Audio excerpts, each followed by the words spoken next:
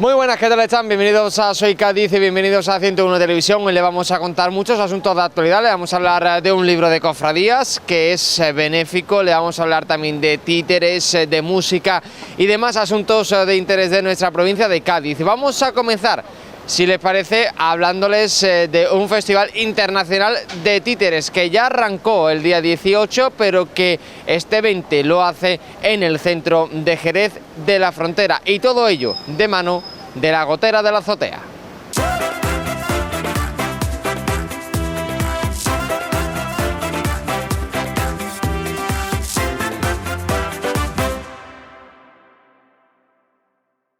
Y le vamos a hablar de Títeres G, le vamos a hablar de un festival de títeres, bueno, pues que comienza de manera oficial en el centro de Jerez este día 20, pero bueno, pues ya comenzó el día 18 con unos escaparates que han quedado preciosos en el centro de Jerez y por la zona rural de este municipio gaditano, también por los distritos norte, sur de Jerez, ya pudimos disfrutar de esas representaciones. Estamos hablando de títeres, de un festival, ojo, internacional que se celebra en Jerez.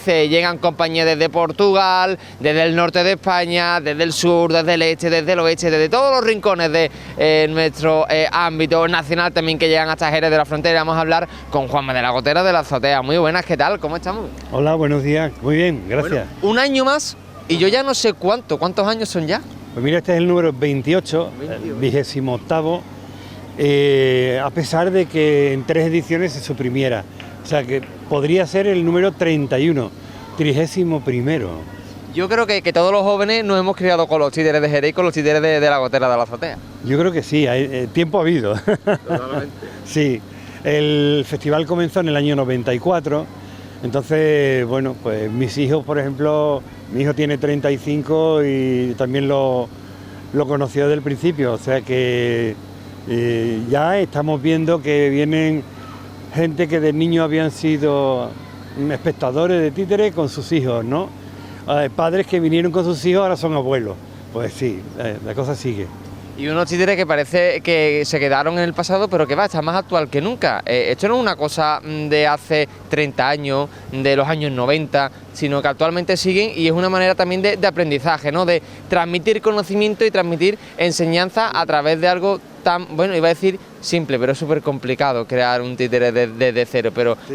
A través de una representación aprendemos muchísimo, y en una tarde de domingo al solecito en Jerez. Pues sí, el títere tiene vigencia, a pesar de otras formas de entretenimiento, porque tiene algo que es peculiar y que nadie, ni ningún otro medio lo puede suplantar, que es el convertir en algo que no tiene vida, por la mano del titiritero cobra vida. Eso es un títere. Y además en vivo, y además en grupo, o sea que esa característica lo diferencian de cualquier otro tipo de actividad escénica o bien de pantalla, que también es otra forma de divertirse o de pasar el tiempo. Y como tú dices, es educativo, porque lo que te llama la atención, lo que te entretiene, de alguna manera te está dando nociones de algo que para tu vida te va a servir, ¿no? Te va a ampliar el campo de tu punto de mira, de los lugares a donde tú estás mirando. Por lo tanto, eso siempre es muy bueno, te hace crecer como persona. Y si tiene un plus la Gotera de la Azotea, hay compañías que compran los títeres, que lo adquieren, que lo modifican. El plus de la Gotera de la Gotera de la Azotea es que lo fabricáis vosotros, que lo confeccionáis, sí. Que creáis una historia y creáis también al personaje y creáis por lo tanto también el títere. Sí, en la Gotera de la Azotea nosotros hacemos de esa manera, igual que hay muchas compañías, todas las que vienen al festival lo hacen siguiendo ese procedimiento. El titiritero es como un maestro liendre, ¿no? Que de todo sabe y de nada entiende. Entonces podemos hacer el guión de la obra, la dramaturgia, podemos modelar los títeres, sacarlos en cartón o en madera o en otros materiales, como espuma también. Luego podemos darle vida en la escena, representar, hacer la música, todo lo que es el decorado que lleve, todo lo hacemos nosotros. Normalmente las compañías de títeres suelen hacerlo todo. Hay otras que no, pero las compañías que se precian de ellos lo hacen de esa manera. Yo decía que comencé el día 18. Comenzó, bueno, de manera oficial en el centro comienza este 20, pero sí. El 18 comenzó con esos escaparates, donde también ha colaborado el Ayuntamiento de Jerez, estáis vosotros, bueno, y es una manera diferente de acercar el títere, ¿no? A través de un paseo de compra, ahora que llega Black Friday, que llegan rebajas, pues una manera también de participar en ese festival casi que sin darse cuenta. Sí, es decir, que gracias al patronazgo, mejor dicho, a la participación de la Capitalidad Europea de la Cultura y al Ayuntamiento de Jerez, y en este caso, en lo referente a los escaparates, la participación de Acoge y la participación de UNIMA, que es la Asociación de Titiriteros de Andalucía, que es la que nos ha surtido de los títeres que están expuestos en los diferentes escaparates. Esperamos que en futuras ediciones haya más escaparates, haya más títeres y con más tiempo se podrá organizar una exposición que a mí todavía me suena poquito, a un caramelo, pero todavía incipiente. Ya esperemos que vayamos a más. Después de ese 18, los títeres se trasladaron hasta la zona sur, hasta la zona norte de Jerez y también hasta la zona rural, donde los más pequeñitos disfrutaron de estos primeros días. ¿Qué tal fue? ¿Qué crónica, qué balance podemos hacer de estos primeros días? Yo, que lo viví en primera persona precisamente ayer en mesas de asta y antes de ayer en los Albarizones, que son las dos barriadas rurales que han sido elegidas este año, bueno, la verdad que muy bien, estamos muy contentos porque aunque son locales muy pequeños para el sitio, pero estaban abarrotados de gente, no cabía nadie más, había gente Habrá que pensar en adecuar otro espacio un poco más amplio para dar cabida al público que va, ¿no? Y me parece muy interesante porque ellos, para ver algo, tienen que venir, como cualquiera, tiene que venir al centro, pero para ellos la distancia siempre es un obstáculo más, un hándicap. Habría que ver la forma de cómo acercar ese público al centro, porque aquí es donde se desarrolla, digamos, la masa gruesa del festival. Un festival que ya se va a trasladar hasta aquí, hasta el centro de Jerez, con compañías que llegan desde Portugal, sí, desde Huesca, creo recordar, sí, desde Roto también, de aquí de la provincia de Cádiz. ¿Dónde más? De Galicia viene también una que, aunque vive aquí en Galicia, pero es de origen de Bulgaria, es búlgaro. Luego viene de Salamanca, también vienen de otros sitios, de Granada. Hay una variedad de compañías que nos van a dar nos van a hacer unas propuestas muy interesantes, tanto en la calle como dentro del teatro de la Gotera, el nuevo teatro de la Gotera de la Azotea. Y hay que decir que las representaciones tanto en la calle como en el teatro serán libres de acceso hasta completar aforo. No va a costar dinero. Y tampoco hay límites de edad, ni por abajo ni por arriba. No, aquí todo el mundo tiene cabida. Los abuelos, los pequeñitos, absolutamente toda la familia tienen cabida, ya bien sea en ese teatro o en la calle, ¿no? Sí, porque además lo que llamamos público familiar admite a cualquier tipo de público, pero luego hay obras específicas para niños de 0 a 3 años, que le llamamos títeres para bebés. Esta va a ser el sábado por la mañana en el teatro. Entonces se va a habilitar el teatro de una forma especial para ellos. Y luego el domingo por la tarde a las 7 va a haber una obra específica para público adulto, coincidiendo con el cierre del festival. Es una historia muy interesante, muy divertida, y yo creo que el público adulto que quiera acercarse va a comprobar que el títere de objeto, en este caso se llama títere de objeto, expresa de una forma increíble lo que de otra manera, con otras disciplinas también, pero tiene un toque especial. Ahí nos vemos. El teatro ¿dónde está ubicado? Que está en el entorno de esa ermita de San Miguel, al lado de San Telmo también, ¿no? de la ermita está, ahí entre a medio caballo, pero exactamente ¿dónde está? Mira, la calle Molino de Viento es una calle que da por un lado a la calle Galván y a la calle Zarza. Entonces está muy cerca de la estatua de la Lola Flores. Eso ahí, si tú llegas a la estatua de la Lola Flores, enseguida vas a dar con la calle Molino de Viento. Y si no GPS, que con el Google Maps ya llegamos a todos sitios. Sí, hay otro detalle que también te hace identificar el espacio, que es una casa derrumbada. Ese detalle es, digamos, que es coyuntural, pero mientras la arreglan y no la arreglan, esa casa derrumbada es una referencia, sí. Y ahí vamos a poder contemplar, bueno, pues muchas de las obras que se van a poder, bueno, pues disfrutar. Pero como decimos, una programación amplísima, y a mí me ha quedado la duda, ese grupo de Portugal, esa compañía, ¿hay diferencia entre el títere portugués y el español? ¿Estamos hablando de lo mismo o allí es completamente diferente a lo que se hace aquí? Bueno, hay una doble vertiente, que es el títere tradicional, por un lado, y otra vertiente que sería el títere ya más moderno.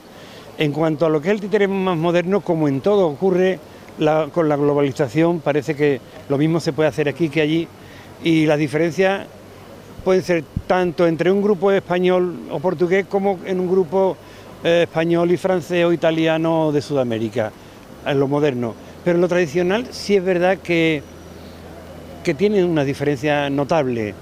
Y precisamente la obra que hemos traído aquí es una obra del títere tradicional portugués, que es Don Roberto, equivalente al Don Cristóbal de España, que ya también aparece, curiosamente, la primera vez que aparece la palabra títere escrita en castellano, aparece aquí en Jerez. Para quien no lo sepa, aparece aquí en Jerez. Es verdad que aparece como referencia a una prohibición, pero aparece, estamos hablando de 1300 y pico, no sé exactamente la fecha, no me hagáis caso de la fecha porque puedo estar equivocándome y no quiero dar algo por sentado, ¿no? Sí, erróneo, pero sé que es la primera vez donde aparece. Y bueno, esto venía porque el títere español tiene una tradición muy antigua y el títere portugués también la tiene, entonces y hay sus diferencias. Claro que sí, en estos casos sí. Y esa obra, ese títere, ¿cuánto se tarda desde que os da en la cabeza ese clic y decís, oye, quiero crear esto, hasta que lo lleváis a cabo? Y ya está perfectamente terminado, de media, ¿cuánto se suele tardar? Nosotros normalmente, lo digo por la experiencia también, podríamos hacer cosas en menos tiempo, pero normalmente tardamos entre un par de años. ¿En crear un títere? En crear una obra. Una obra, vale. Una obra, sí. Entre que tú tienes la idea, la desarrollas como guión, a partir del guión ya establece la tipología de títeres la técnica que vas a utilizar, porque no es lo mismo hacer títeres de guante que títeres de mesa o títeres de hilo. Entonces todo eso te lo tienes que ir pensando, madurando. A veces da la casualidad de que tú prevés una obra para títeres de guante y cuando estás en el proceso te das cuenta de que no, de que te está pidiendo que sea de mesa. O al contrario, o fusionando las dos. O fusionando actores, títeres con actores, o fusionando títeres con danza, o fusionando con cualquier otra disciplina artística, con vídeo. Bueno, ya eso en el proceso de la creación se va, como que te lo va pidiendo, ¿no? Todo ello lo vamos a poder disfrutar, como decimos, desde el día 20 hasta el 23, un fin de semana repleto de arte, repleto de títeres, repleto de cultura, de enseñanza, de sabiduría y de risas, y todo esto para toda la familia. Para toda la familia, sí, como ya viene siendo tradicional, hasta ahora el festival se desarrollaba exclusivamente en la calle.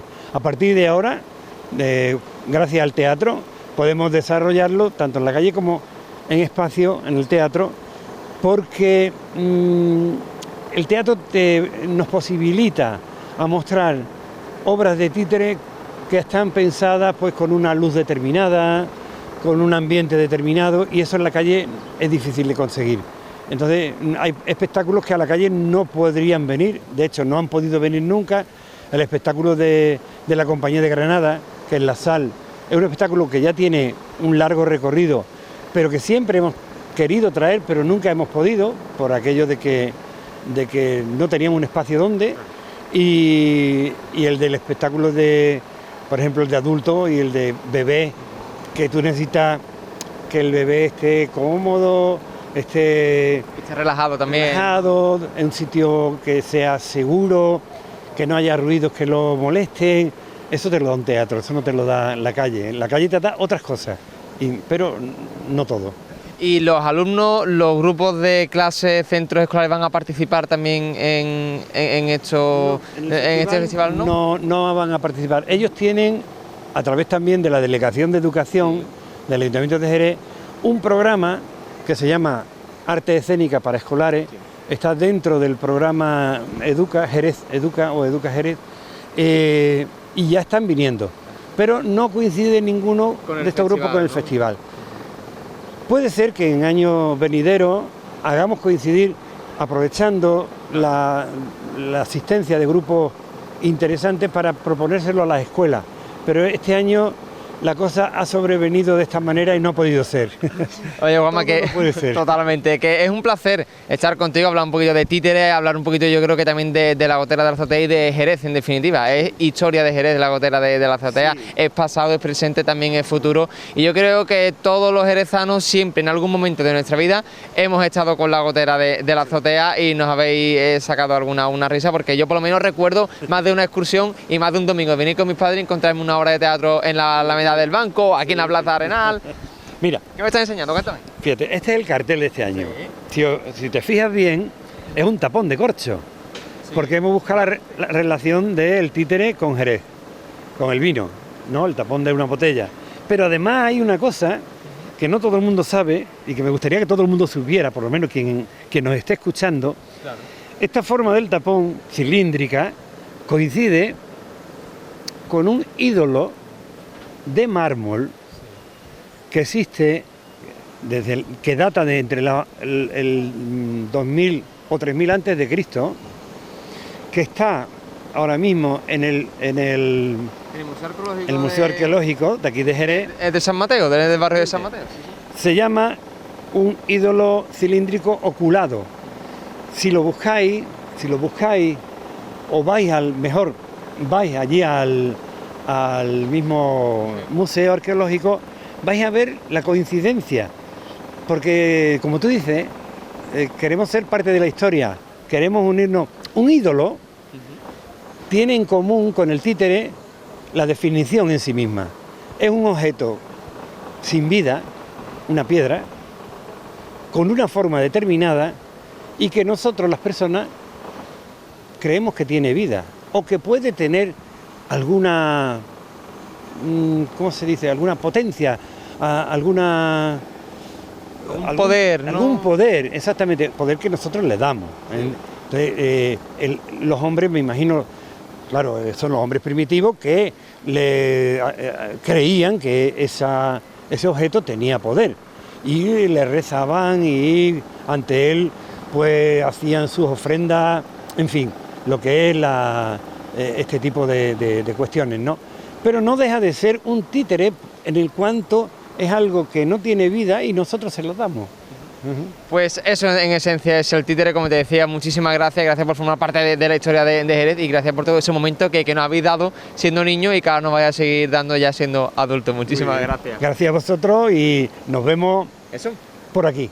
Nos vemos hasta el 23 de noviembre, ya lo saben, Títere G, ese es el cartel, ese es el ídolo tan especial que han sacado para este cartel de este año, de este festival, que se celebra hasta el próximo 23 de noviembre. Lo dicho, muchas gracias. De nada, aquí están los patrocinadores. También importante. Importantísimo, importantísimo, porque cuando decimos gratis, nada es gratis. Será libre de entrada, pero cuesta dinero. Y en este caso lo ha pagado el ayuntamiento y lo ha pagado la Capitalidad Europea de la Cultura, la propuesta que hace Jerez, para ver si lo consigue o no. Esperemos que sí. Muy bien. Y ahora sí, a la tercera Valenciana, que muchas gracias. Venga, gracias a vosotros. Adiós.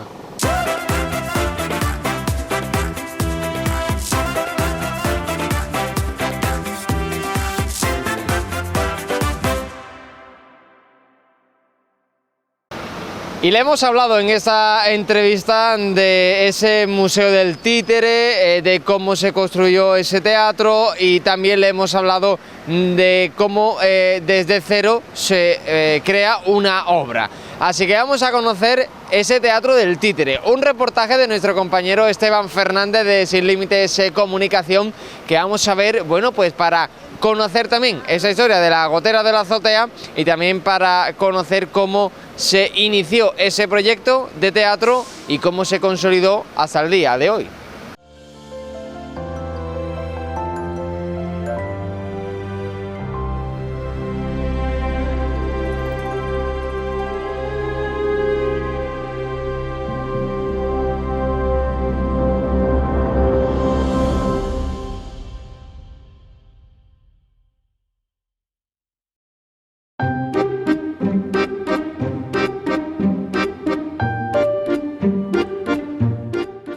Corría el año 1981.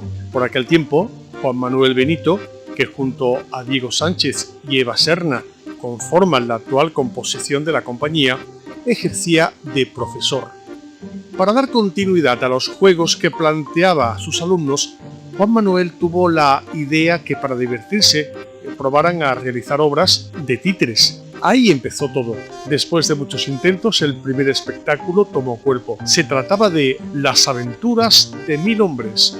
Después de 7 espectáculos más, la demanda de espectáculos de títeres empezó a ser mayor, por lo que se plantea la posibilidad de crear una compañía de carácter profesional.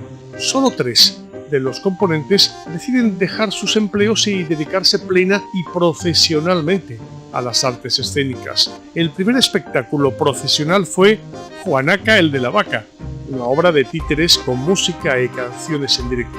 Es 1990.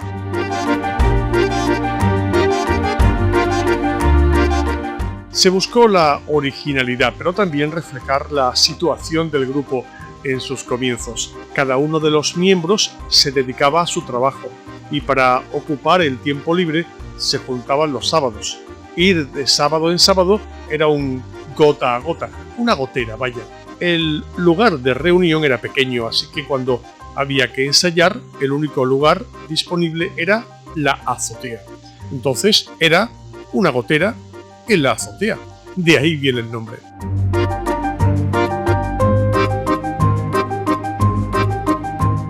En su dilatada experiencia artística, 27 espectáculos, cuenta en su repertorio con varias realizaciones. Con ellas han participado en las principales redes de teatro del país.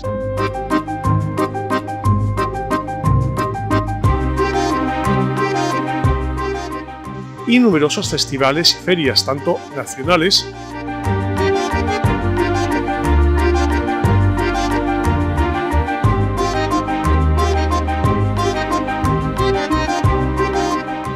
como internacionales.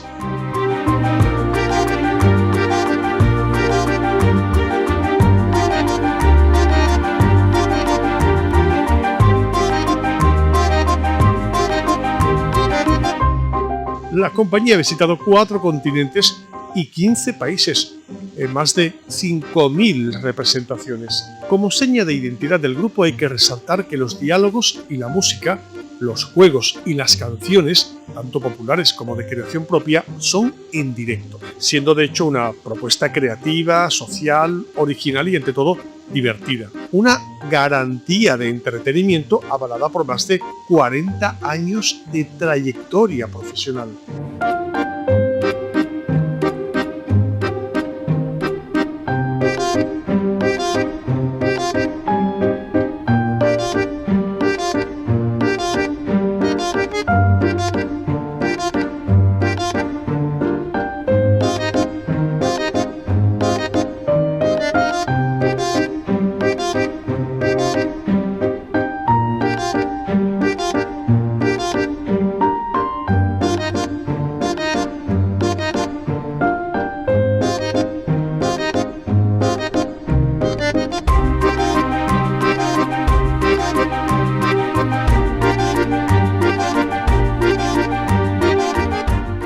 Además de la actividad principal de la compañía, que es la producción de espectáculos y su posterior representación, la Gotera de la Azotea siempre se ha caracterizado por su compromiso innegociable con la cultura y su fomento, sobre todo, a nivel local y provincial.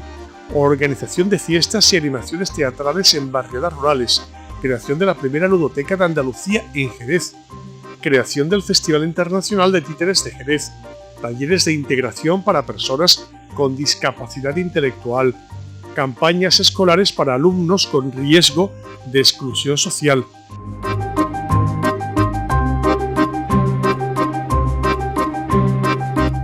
La idea de construir un teatro ronda la cabeza de los miembros de la Gotera de la Azotea y de La Luna Nueva casi desde su constitución. El objetivo, representar títeres en su propio espacio. Al principio era una utopía lejana, una locura quijotesca, pero poco a poco, gota a gota, ese sueño comenzó a tomar forma. Y con ese punto de locura que es necesario para alcanzar los sueños, tomaron prestado el yelmo de Mambrino de Don Quijote en busca de esa ínsula barataria donde dar forma a esa fantasía. Buscando, un día, al torcer la esquina, Berta creyó ver la silueta de un gigante que se alzaba majestuoso en el punto más alto de la ciudad, en pleno barrio de San Miguel. Pero no se trataba de un gigante, era una magnífica finca en plena calle Molino de Viento. Todo cuadraba. Han sido 10 años de lucha, de una aventura arriesgada, una carrera de obstáculos que fueron sorteando gota a gota. Y finalmente ese sueño es hoy realidad. Un edificio de nueva planta de 257 metros cuadrados que ofrece a Jerez un nuevo espacio para las artes escénicas y las letras, para la música, para la danza, para la cultura.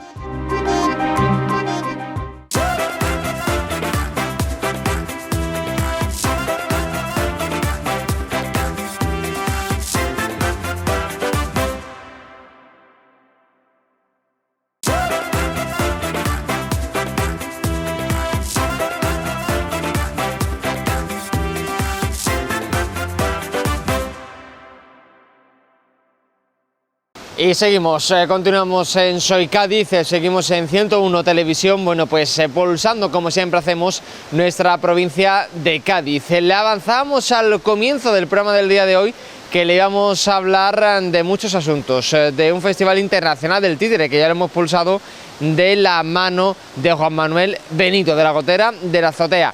Y también le decíamos que otro de los temas que íbamos a pulsar en el día de hoy era el de un libro dedicado a las cofradías de Jerez de la Frontera. Es una crónica del siglo pasado, donde conocemos, bueno, pues cómo se fueron fraguando esas hermandades, también la vinculación con la política, unos años convulsos, estamos hablando de 1800, es decir, de la década, o sea, de todo el siglo completo del siglo XIX. Entonces, vamos a hablarle, como decimos, de este libro, un libro en beneficio de dos asociaciones, de CEDAW y de también la de Rafael Bellido Caro.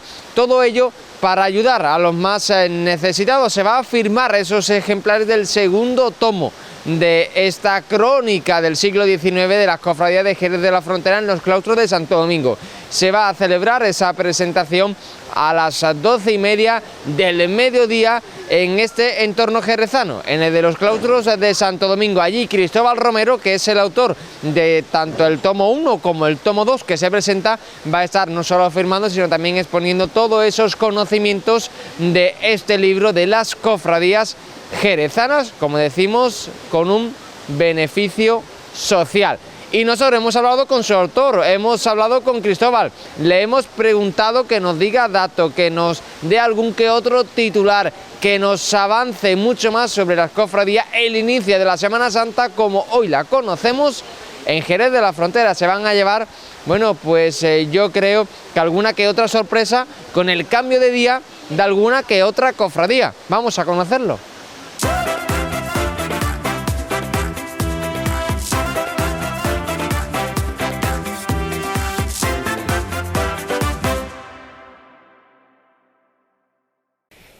Y estamos ya con Cristóbal Romero, le vamos a hablar de un libro que se va a presentar este viernes por la mañana en los claustros de Santo Domingo. Es la segunda parte, el segundo tomo, bueno, pues de algo que yo creo que sí, que se habla mucho, que todo el mundo creemos conocer, pero que nos va a sorprender muchísimo y gratamente. Muy buenas, ¿qué tal? ¿Cómo estamos? Pues estamos como Dios quiere que estemos, ¿no?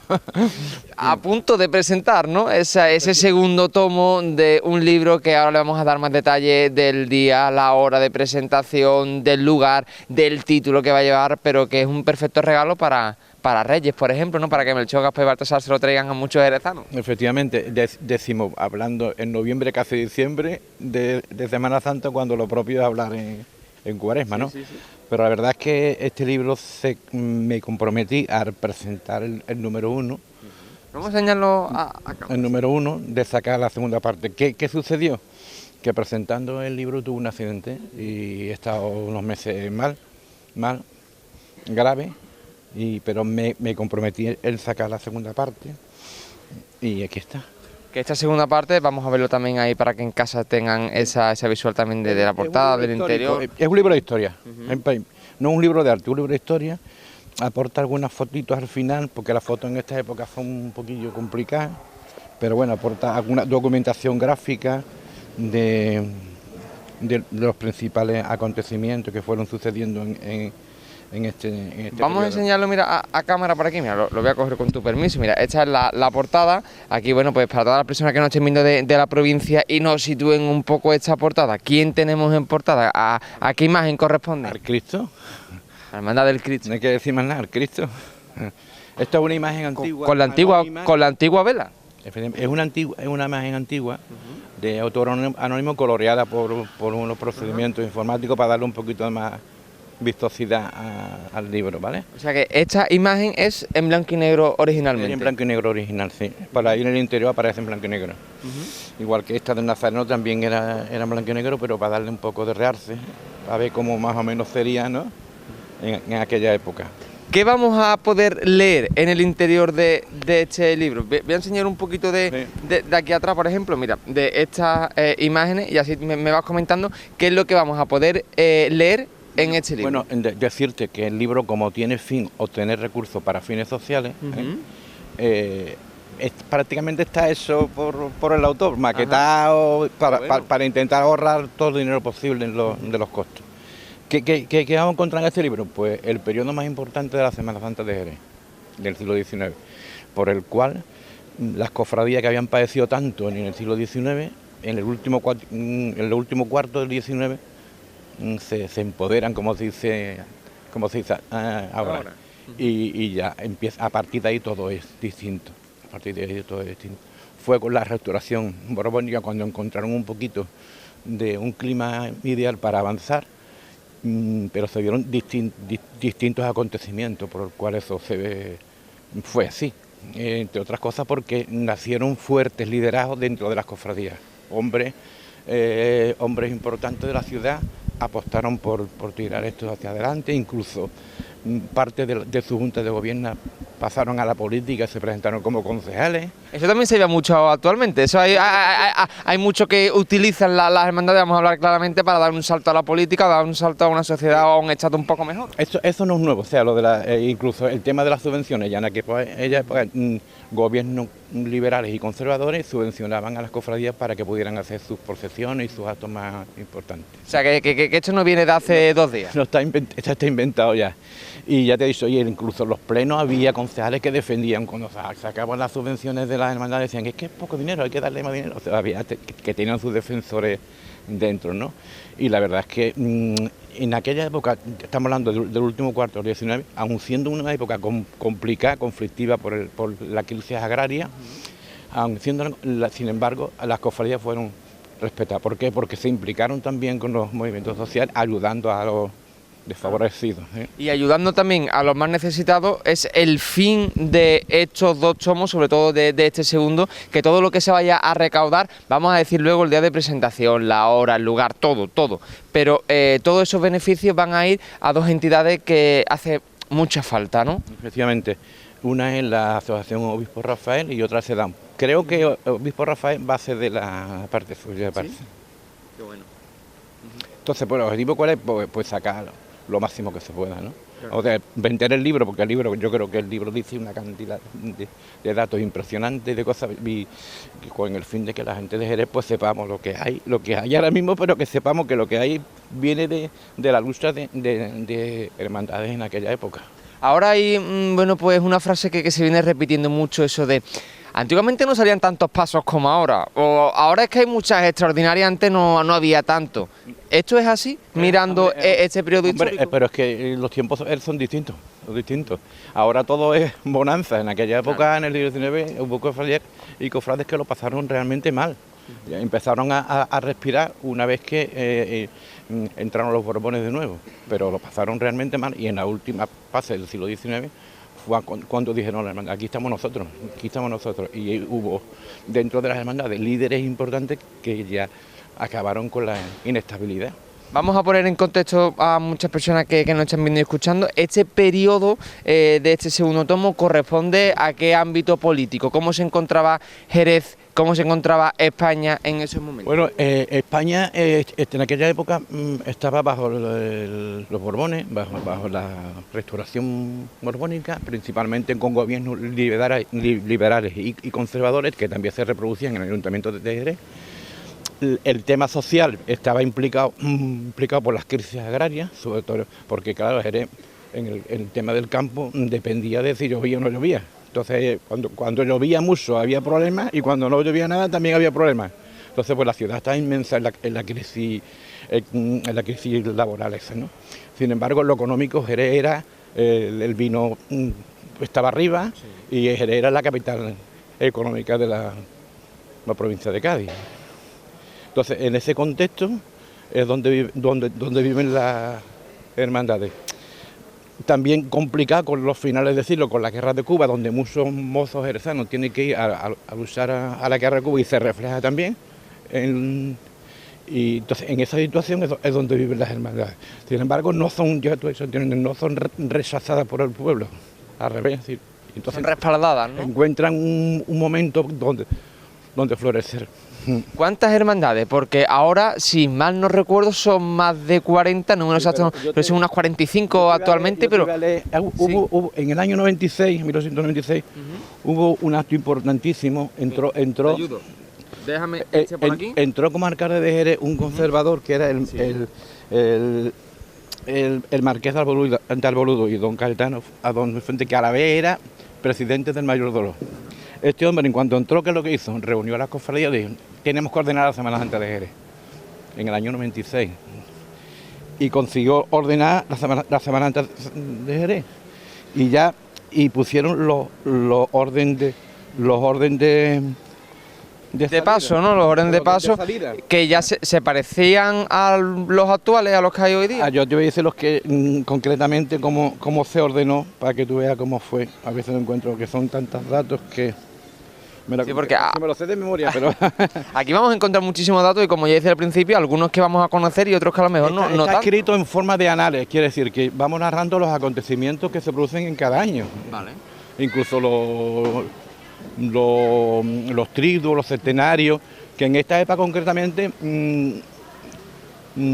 avanzan en cuanto a que contaba con los oradores más destacados de Jerez, pero también empezaron a venir oradores de fuera. Y algunas cofradías empezaron a mirar un poco a Sevilla.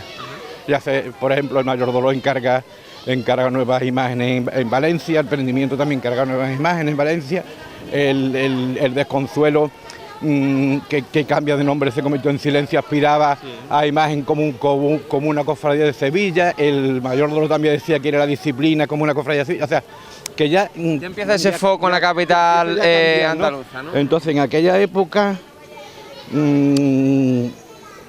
la coronación que había resucitado en aquella época, en 1896, aún no era cofradía, pero ya se contemplaba en esa reunión con el alcalde que saliera el Domingo de Ramos, ¿vale? Los hermanos de la coronación hicieron un esfuerzo extraordinario, en poco tiempo hicieron resurgir a la hermandad. En el miércoles santo, el Prendimiento, que ya se había convertido en una hermandad muy poderosa. En el jueves santo, el Mayor Dolor, y el Cristo de la Aspiración, que correctamente ese año salió en Jueves Santo. ¿En Jueves Santo? El Jueves Santo. El viernes por la tarde, el viernes por la madrugada, el Nazareno. Y el descendimiento de Cristo, que es la piedad. No, el descendimiento de la victoria, de la soledad. La piedad, no existe. Ah, claro, la piedad era... Sí, sí. Claro, sí, sí, el descendimiento de nuestro Señor. Yo estaba pensando actualmente... Que se hacían, aún en esta época se hacían las 3 caídas de Nazareno en la calle Larga y el descendimiento en la plaza de Santiago. Cierto. Eso en la madrugada. Y después ya el viernes por la tarde, el desconsuelo, la soledad y el Santo Entierro, que ya cerraba la Semana Santa. Y la soledad. Claro que es verdad, y cuando mi hermandad de los judíos sería también el Viernes Santo. Estas son las cofradías que teníamos en aquella época. Totalmente. Estas son las que tenían... Nada que ver con las actuales. Bueno... Nada que me refiero, el orden, por ejemplo, los judíos, claro, que está ahora el Martes Santo, claro, o incluso el descendimiento, que ahora es otra la cofradía, y que ahora pues de media, claro, salen 5 y 6 por día. Esto es la base de la cofradía a final del siglo XIX. A raíz de ahí ya el siglo XX florece ya todo lo demás. ¿Cómo se llamaba este señor que ordenó? El alcalde José Cayetano, ¿no? José Cayetano de Adorno pues, y Fuente. A lo mejor hace falta un José Cayetano en el día de hoy para ordenar un poquito la Semana No sé, Santa, pero este hombre lo vio claro porque además él actuaba en su doble condición de alcalde y presidente del Mayordomo. Y esto lo tenemos que ordenar. Y la verdad es que a partir de aquí esta fue una gran Semana Santa ya era otra cosa distinta. Además, ya te he dicho, con mayordomos fuertes, con líderes fuertes, porque las cosas funcionan si hay gente que tire hacia adelante. El carro que tiene iniciativa. Y lidere. Y en esta época la verdad es que las cofradías encontraron a gente de mucha valía. Pues vamos a decir ahora sí esa fecha, el día de presentación, lugar, todos los datos necesarios para comprar este segundo tomo, aunque yo creo que también habrá del primero, ¿no? Por si alguien quiere adquirirlo. Ya he dicho, como con el accidente que tuvo, pues se quedaron ahí. No tenemos muchos libros, quiere decir que yo espero todo lo que tenemos y poder iniciar más, ¿no? Porque la verdad es que... Y que sigamos vendiendo libros hasta que llegue la Semana Santa. Totalmente. ¿Cuándo será la presentación? Perfecto para escribirlo a la carta de Sus Majestades los Reyes Magos de Oriente. ¿Cuándo es la presentación? La presentación es el viernes a las 12:30 en los claustros de Santo Domingo. Perfecto para acudir y ahí ya también, bueno, y lo mejor que se puede firmar por el autor, que eso también gusta, ¿no? Yo intentaré firmar todo lo que me pongan delante, ¿no? Totalmente. Y además con un fin... Pero aquí lo importante no es el autor, lo importante es la obra y el fin social. Y los fines que se van a... Sí, para CEDAW y para también, bueno, pues para el obispo Rafael Bellido, que irá, bueno, pues para esa asociación, todos esos fondos que se recauden con la venta del segundo tomo y del primero, que es el que tengo yo aquí en estas manos. Y además me gusta mucho el título de Crónica de Hermandades y Cofradías. Es que lo que narra es la vida de las cofradías. Si tú empiezas a entrar un año, pues ve las subvenciones, el desconsuelo que iniciaba ya la Junta General del Rendimiento, porque en esta época ya las cofradías ya se organizan definitivamente, claro, tienen sus cabildos, sus asambleas, sus juntas generales, en fin. Como la conocemos hoy en día más o menos, claro, ¿no? Pero bueno, imagina en aquella época, claro, con los medios que tenía, y la verdad es que ahí hubo gente que puso, y ya te he dicho, en el ayuntamiento, que tanto gobernaban unas veces liberales y otras veces conservadores, no se puso pega a que las cofradías avanzaran. Cristóbal Romero, que es un placer hablar de este primer y también del segundo tomo de la crónica de la Semana Santa de las cofradías en Jerez de la Frontera en este siglo XIX, de 1800, que comienza este tomo, hasta los años 75 de 1800 y luego el segundo tomo del 76 al 1900. Toda la historia de las hermandades de la cofradía de Jerez de la Frontera, que lo pueden adquirir, bueno, pues a partir de este viernes con la presentación del segundo de los tomos, que es un placer tenerte y un placer, bueno, pues poder hablar un poquito más de la Semana Santa de Jerez de la Frontera. Muchísimas gracias. Gracias a ustedes. Muchas gracias.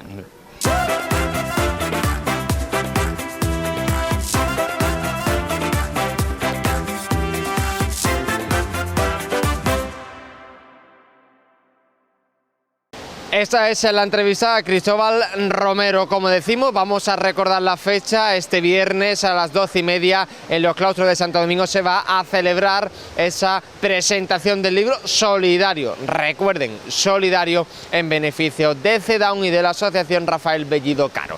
Vamos a cambiar de asunto. Le vamos a hablar de fútbol. Si les parece, le vamos a hablar del Cádiz Club de Fútbol. Ya le avanzábamos en los servicios informativos de esta casa, de 101 Televisión, bueno, pues que tiene una sanción por parte de la Junta de Andalucía, se le notificó a Facua, bueno, pues por esos intereses en cuanto a la renovación de la pasada temporada de los abonos. Le vamos a hablar de otro asunto totalmente diferente. Le vamos a hablar de un jugador que su sueño era jugar en el equipo amarillo, en el Cádiz Club de Fútbol. Estamos hablando de un futbolista que es diferenciador actualmente en la plantilla de Gaizka Garitano. Su nombre lo van a conocer a continuación. Fue un futbolista que militó en el Sevilla Fútbol Club y que, como decimos, es un gaditano que su sueño era jugar en el Cádiz. Lo está cumpliendo. Primera temporada y, como decimos, jugador diferencial, diferenciador de esta plantilla del Cádiz Club de Fútbol en la Liga Hypermotion. Estamos hablando de Suso y nosotros vamos a conocerlo un poco más a través de estas preguntas y este vídeo que los medios del propio club cadista difunden. Nosotros nos hacemos eco, le damos gracias también al Club Amarillo y vamos a conocer, como le decimos, un poquito más a Suso.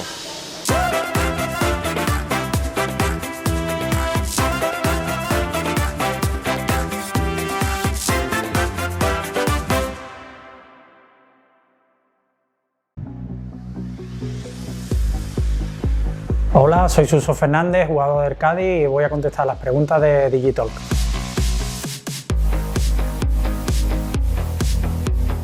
Pues mucha ilusión, responsabilidad y creo que muchas ganas porque ha sido el club de mi vida.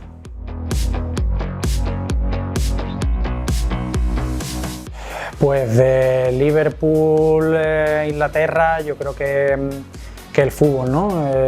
Cómo se respira, cómo se vive cada fin de semana, yo creo que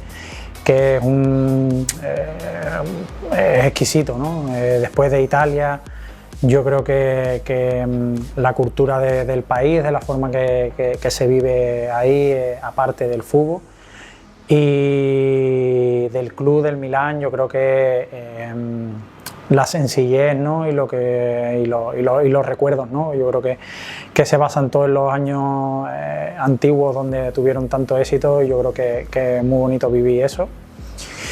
Y del Sevilla yo creo que el competir, ¿no? Yo creo que es un club que se vive mucho lo que es el fútbol, lo que es la competición europea, la Europa League, yo creo que es una tradición ahí muy bonita.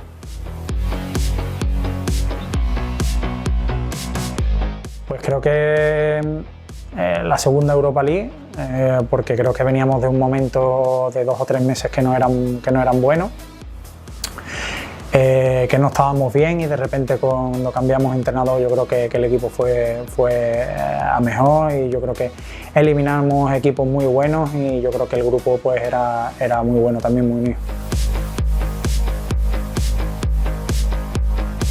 Mira, la primera fue un poco rara porque fue en pandemia, estuvimos solos, la verdad, sin familia, sin amigos, ¿no? Sin público y sí que se hizo un poco rara, pero bueno, diferente. Y la segunda, como te he dicho antes, ¿no? Yo creo que por las circunstancias de que veníamos del año, yo creo que se hizo más bonita porque cambió mucho la dinámica.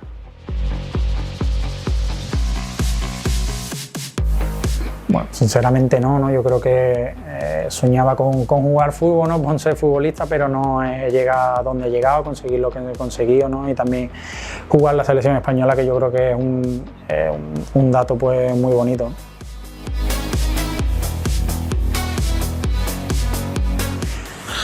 El mejor momento yo creo que fue cuando debuté con el Liverpool en casa en Anfield contra Manchester United, que salí en el descanso. Yo creo que ahí fue cuando realmente, ¿no? Supe que había conseguido lo que estaba buscando y por lo que me fui de casa.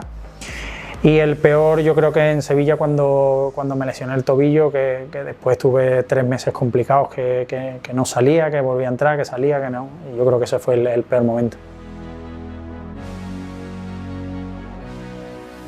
Pues creo que sería el ascenso, ¿no? Yo creo que el Cádiz es un equipo para estar en primera, ¿no? Con la gente que tiene, la afición, el club, el estadio, yo creo que cumple los requisitos para estar en primera y yo creo que los mejores deben de estar en primera. Pues como he dicho anteriormente, el club de mi vida, ¿no? Es lo que he visto desde chico. Yo venía aquí, que mis padres me traían, cuando jugaba en las categorías inferiores también venía a ver los partidos los fines de semana, ¿no? He crecido con esto y bueno, yo creo que es la mayor ilusión que uno puede tener.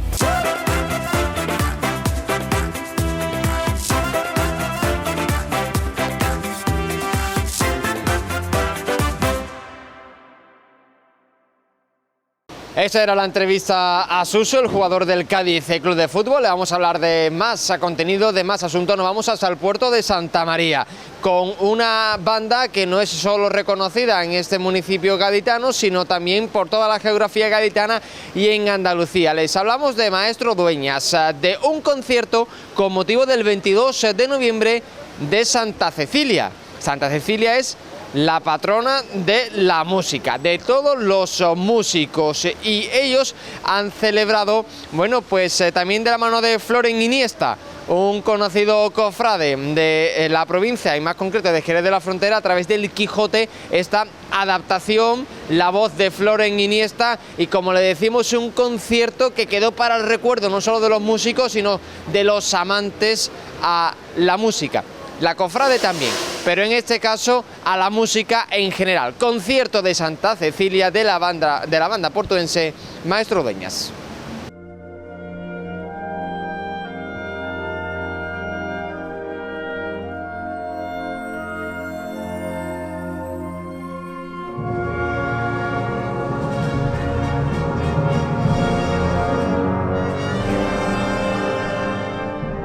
Y así se dio luego orden cómo velase las armas en un corral grande que a un lado de la venta estaba.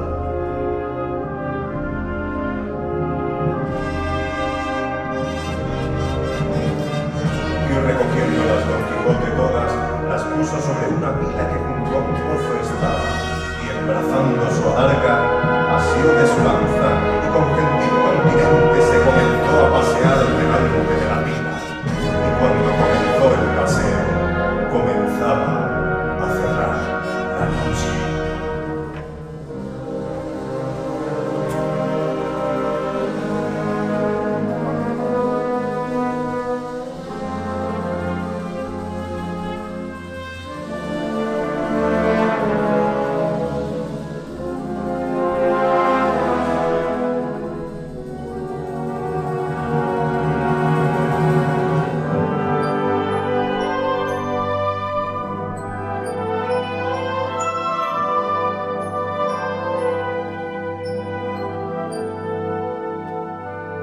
Tanto le dijo, tanto le persuadió y prometió, que el pobre villano se determinó de salirse con él. Y así, de esta manera, aquí en 101 Televisión Cádiz, en este magazine Soy Cádiz, le ponemos el punto final. Tienen un fin de semana por delante para disfrutar de ese Festival Internacional del Títere que se celebra en Jerez de la Frontera, en pleno centro.